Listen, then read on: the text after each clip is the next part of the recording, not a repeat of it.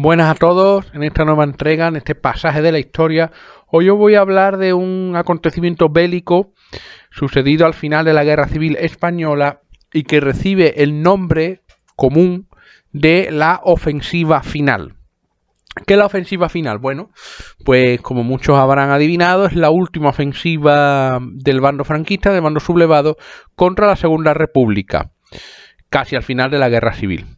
¿Qué ocurre? Bueno, pues esta ofensiva se encuadra en el mes de marzo de 1939 y el general Franco y su Estado Mayor aprovechan que el bando republicano está totalmente derrotado tras la desastrosa campaña en la ofensiva de Cataluña y el triunfo del golpe de Estado en Madrid del coronel Casado y esa guerra interna entre comunistas y socialistas, que puso fin a la política de resistencia que hasta entonces había mantenido el gobierno de Juan Negrín.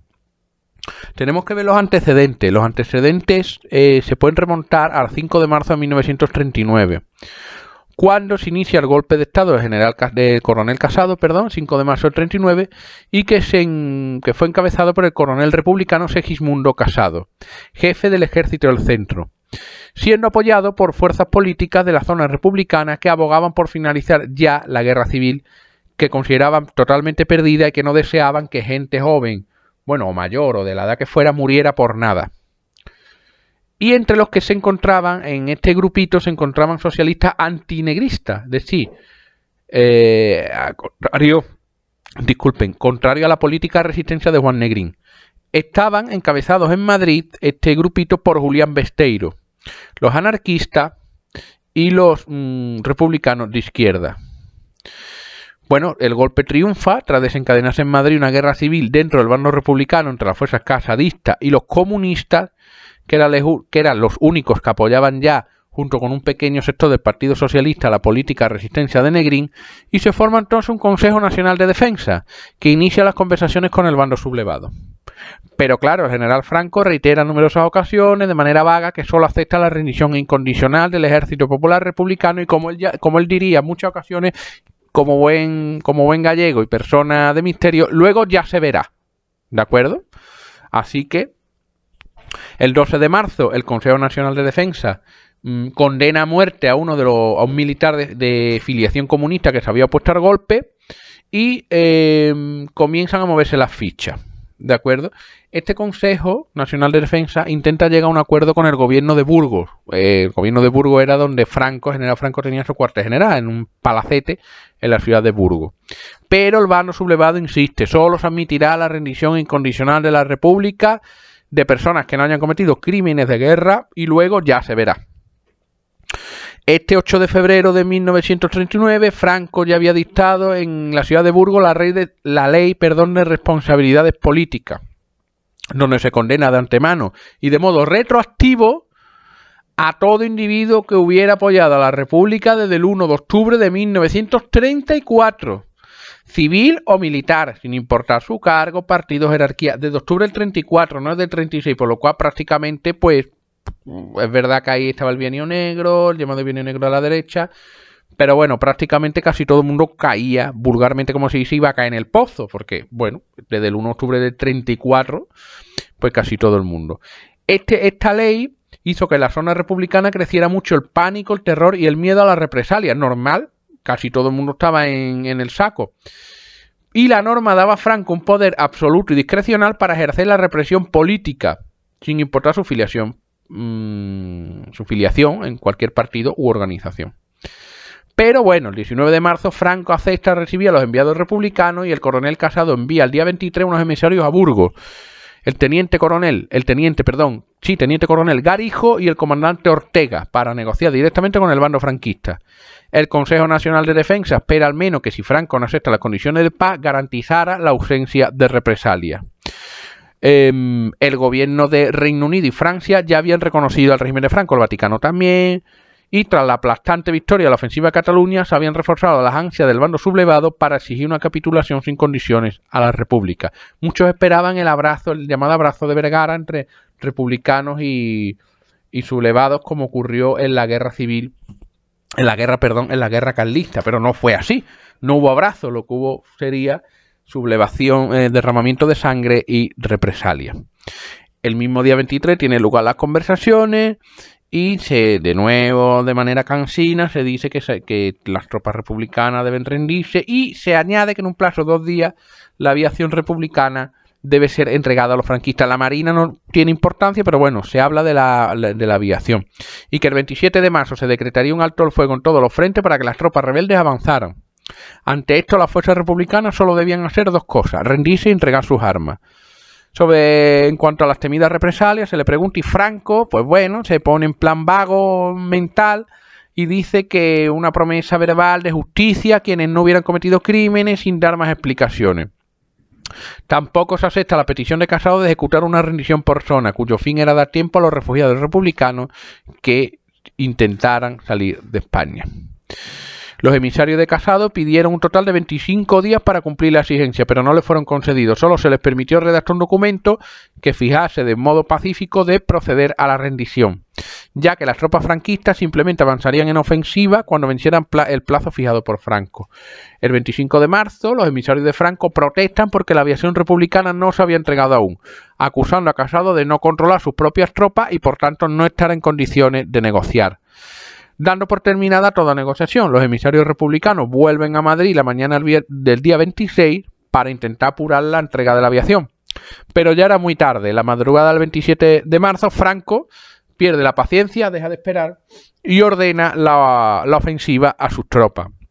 La ofensiva es un total paseo en el cual se van rindiendo las zonas de Extremadura, se van rindiendo las zonas de Andalucía, se entra en Jaén, se completa la toma de la provincia de Granada, se avanza en dirección a Almería, eso en el frente andaluz. En el frente del centro, los cuerpos de ejército de Toledo, Maestrazgo, Navarra y los italianos avanzan desde Talavera de la Reina y Toledo hacia el sur, ocupando diversos pueblos y diversos enclaves. En el frente levante, los cuerpos de ejército de Urgel y de Aragón parten desde Masegosos y Fuente y Torre del Burgo, marchando hacia Madrid y Valencia. Los atacantes republicanos no encuentran resistencia. Los defensores republicanos se rinden, Los atacantes franquistas no encuentran resistencia. Muchos soldados reconocen a familias y amigos en las líneas de los frentes, se abrazan y tiran las armas. Ya para el día 28 los frentes republicanos comienzan a desintegrarse, es decir, ya el ejército de la República deja de existir y prácticamente no hay nadie, excepto grupos a lo mejor de fanáticos, de personas que intenten escapar, planteando una última resistencia salvaje ante los enemigos. En esas fechas se ocupa Aranjuez, Orgaz, Tembleque y Las Ventas con Peña Aguilera, es decir, se completa el cerco a Madrid. Muchos soldados lloran, ríen y celebran estar vivos después de la guerra civil. Después de esto, ¿qué ocurre? Bueno, se marcha hacia Valencia, se marcha hacia Madrid, se entra en Madrid el día 28 sin encontrar resistencia, se hace prisionero a Julián Besteiro. La quinta columna, que eran los franquistas que trabajaban en la capital, se coordinan y cooperan con las tropas del exterior para salvar infraestructura, que no haya voladuras de centrales eléctricas, de puentes, de infraestructuras críticas y sobre todo que no haya matanza indiscriminada. Y en la noche del 27, pues el Consejo Nacional de Defensa emite por radio su último comunicado, pidiendo a los madrileños calma, orden y acatamiento de la autoridad. Ya no hay nada que hacer, por lo cual es una tontería pegarle un tiro a alguien, volar una central eléctrica o reventar un autobús en mitad de la calle. Se dice, Julián Besteiro, que había sido tomado prisionero, se habla y él dice que Madrid no fue tomada, se entregó sin resistencia, terminando 32 meses de terrible guerra, por unos y otros, que ahora deseaban que cesase el derramamiento de sangre. La victoria proporcionaba la paz, o quizás la paz suponía el precio de la victoria. Poco tiempo después se entregaba la aviación, se entrega la flota republicana a Franco con esa base de Cartagena como uno de los últimos puntales. De acuerdo, el 30 de marzo del 39, los marinos franquistas y los oficiales al mando del contraalmirante Salvador Moreno Fernández toman posesión de la escuadra, de los últimos buques.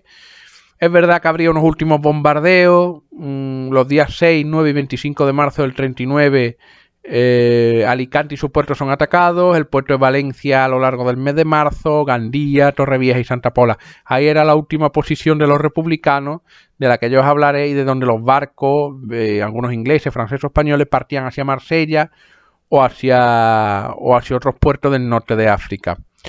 La tragedia es brutal. La tragedia se traduce en miles de personas evacuadas, familias rotas, muchos suicidados, muchas personas que nunca más volverían al país y otras muchas personas que lo perdieron absolutamente todo.